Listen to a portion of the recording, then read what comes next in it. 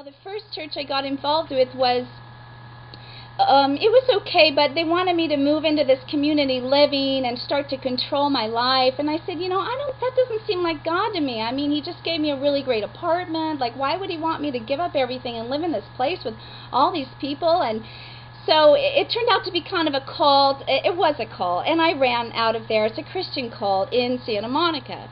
Now, I realize now, after years of fighting in that territory, because that territory God will use to affect the nations. All the nations will be affected from that territory. And it is when you have a lot of occult activity, the enemy wants to draw energy into himself. So the people into the occult, it becomes their figure. Draw the attention to me, draw the attention to the Dalai Lama, draw the attention to the people that are acting as the controller of the cult. Now, if you're under this cult spirit, the pastors will want to be under it too. And this is what I came up against immediately in that area.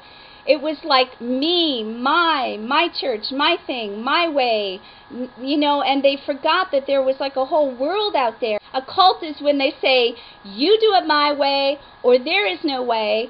And I'm sorry to say I was so young and immature at the time, and Satan was so hot after my tail, that I got involved in I got involved in another church, and I loved this church, and I was intimately involved with this church for years, and I served the people. I fed them and clothed them. I mean, we took care of homeless people, and we had them in our house. I've taken care of hundreds of homeless people and bathed them and taken care of them and fed them, and schizophrenics and teenagers and unwed mothers and people, that were being abused and foreigners. And it's a place where there's all kinds of people, so I couldn't close my doors or my heart. They just came to me, and I had to help them. So, but the church itself seemed pretty thriving until people started thinking more about the person who was delivering the message.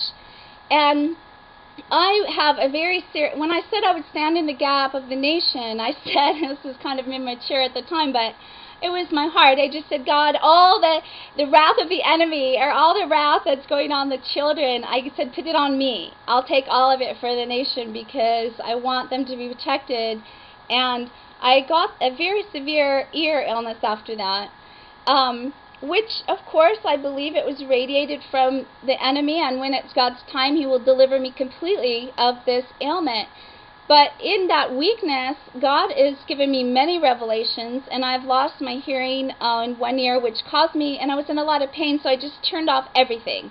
No media, no music, for years. I went into a place with God where I only could hear Him. And I tell you, if I wouldn't have been in that place, I wouldn't have been able to withstand what I withstood, because I was alone for years in that territory. And luckily, I stayed really connected with the body of Christ all over the world. I had an intercessor in Australia. I had one in England. I had one in Florida. I had a strong sister.